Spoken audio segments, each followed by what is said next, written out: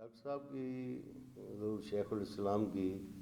سالگرہ پر سب سے پہلے تو میں حضرت کو اور ان کے سارے خاندان کو، ان کی ساری فیملی کو، ان کے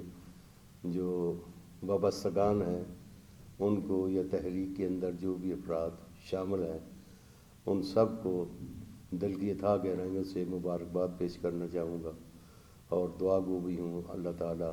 ان کی عمر میں، ان کی صحت میں برکتیں عطا فرمائے، ان کے کام میں اللہ تعالیٰ مزید برکات عطا فرمائے۔ رہا شخصیت کے حوالے سے کوئی بات کرنا، تو کسی کی شخصیت کا احاطہ کرنے کے لیے کم از کم معاصرین جو ان کے علمی کام کو سمجھتے ہوں، ان کے کام کی افادیت اور اہمیت سے واقف ہوں، تبصرہ تو کرنا صاف ظاہر ہے ان کا حق ہے، کہ جو اس لیول کے، اس سطح کے، جنہیں کچھ پتہ تو ہو کم از کم کہ یہ ہو کیا رہا ہے یا کیا کیا گیا ہے۔ جہاں تک ہمارے اپنی کام علمی کے باوجود اپنے تاثرات ہیں، وہ یہ کہ حضور شیخ الاسلام ایک عہد ساز شخصیت، اس دور میں نابغہ روزگار شخصیت، اس دور میں اللہ تعالیٰ نے اس امت کو عطا کی علمی کام، جتنے عرصے میں جتنا کام وہ کر چکے، یا جتنا ان کے ابھی زیر پروسیس ہے، انڈر پروسیس ہے، یہ ایک فرد تو درکنار، ایک ادارہ یا کئی ادارے مل کے، کئی تنظیمیں مل کے سال ہا سال تک بھی وہ کوشش کرتی رہیں، تو ایسا منصہ شہود پہ آیا نہیں، دیکھنے میں نہیں آیا کہ اتنے عرصے میں اتنا کام جو ہے وہ ہوا ہو۔ اب کام وہ کیا ہے، عام طور پر تو لوگ لیتے ہیں کہ ایک تنظیم جو بنائی ہے، یا لوگوں کو منظم کیا، یا پلیٹ فارم جو ہے وہ مہیا کیا ہے، یہ درست ہے، جس نے بھی کچھ کام کرنا ہے اسے ان ساری چیزوں کی ضرورت ہے، لیکن ان کی حیثیت ثانوی ہے۔ اصل چیز تھی وہ کام جس میں جو قرآن مجید پہ انہوں نے کام کیا ہے، صرف ترجمۃ القرآن یا تفسیر القرآن تک نہیں، انسائکلوپیڈیا جو آپ نے طبع کروایا، وہ حدیث کے اوپر جو کام کیا ہے اور جس انداز سے کیا ہے، اس کی تخریج پہ جو کام کیا ہے حدیث مبارکہ کی، یہ ایک ایسا کام ہے کہ جس کو علمی لوگ جو ہے وہی سمجھ سکتے ہیں کہ یہ کس نوعیت کا کام ہے۔ مختصر طور پہ اگر کہا جائے تو گزشتہ کئی صدیوں سے اس نہج میں اور اس سطح پہ کام جو ہے وہ علمی کام ایسا نہیں ہوا تھا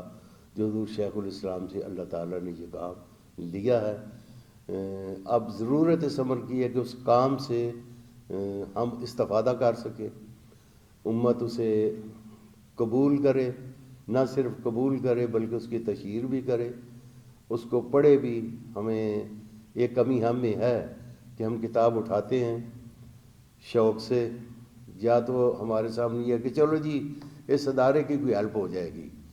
یا ہم ادھر بیٹھے ہوئے ہیں تو ہمیں لینی ہے۔ نہیں، ایک شخص جو ایک کتاب تحریر کرتا ہے، پہلے دیکھیں اس کی کتنی راتوں اور کتنے دنوں اور کتنے سفر اور کتنے سرمایہ اور کتنے ٹائم کا نچوڑ ہوتا ہے جو چند صفحوں میں وہ دیتا ہے۔ اس کے لیے اسے کتنی کتابیں کنگھالنا پڑی ہیں، کتنی علمی سیر اس نے کی ہے، کتنی کتابوں کا مطالعہ کیا ہے، کہاں کہاں سے کیا کیا مسائل اخذ کیے، پھر ذہنی صلاحیت اور استعداد کو اس میں ڈالا ہے، اور پورا عرق ہوتا ہے اس کی ساری کاوشوں کا جو ایک کتاب میں ہوتا ہے، اور ہم لیتے ہیں اور پکڑ کے رکھ دیتے ہیں، اور زندگی بھر ہمیں اسے پڑھنے کا اتفاق ہی نہیں ہوتا۔ بلکہ مجھے ڈاکٹر غلام جیلانی برق کے وہ الفاظ یاد ہیں، وہ تو ہینڈز اپ ہو گیا تھا کہ میں رہا اس کام سے رہا کہ ایک آدمی جو ہے وہ 10 کروڑ کا ملک تھا اس وقت جب اس نے یہ لفظ گئے تھے کہ 10 کروڑ کی آبادی میں کسی رائٹر کی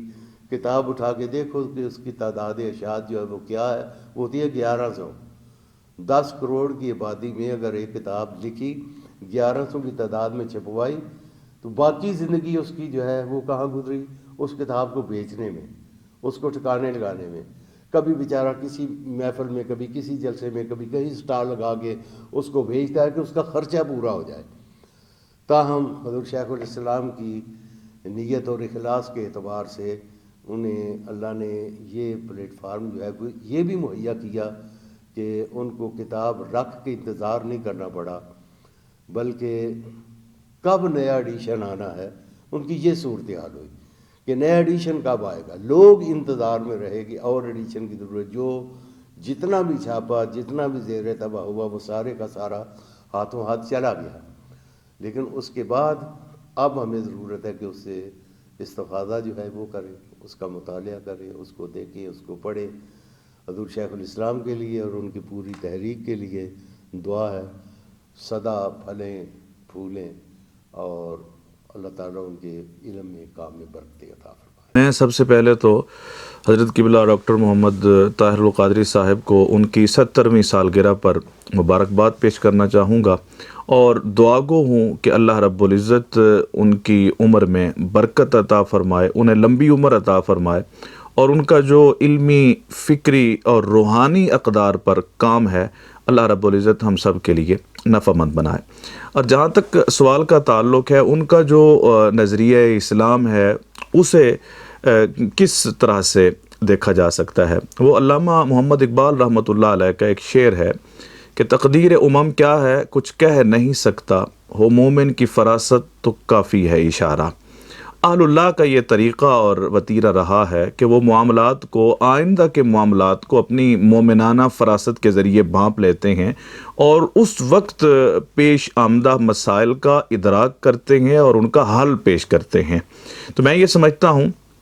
کہ جس نہج پر، جس طریقہ کار پر انہوں نے ایک نیا آئیڈیا پیش کیا، ایک نیا طریقہ کار پیش کیا اور جدید ٹیکنالوجی کو استعمال اسلام کی خدمت کی خاطر کرنے کا جو انہوں نے طریقہ استعمال کیا، یہ بہت اہم تھا اور وقت نے اس بات کو ثابت کر دیا ہے کہ ان کا نقطہ نظر درست تھا۔ اور آج یہی سب سے بڑی ضرورت ہے کہ وقت کے مسائل کا ادراک کیا جائے اور اسی نہج پر کام کیا جائے۔ میں اپنی بات کا اختتام حضرت علامہ ڈاکٹر محمد طاہر القادری صاحب کی ذات اور ان کی شخصیت کے حوالے سے اس بات پر کرنا چاہوں گا کہ علامہ کا ہی شعر ہے کہ زمانہ قدر کر ان کج کلاہان محبت کی، کہ پیدا اس نمونے کے جواں ہر دم نہیں ہوتے۔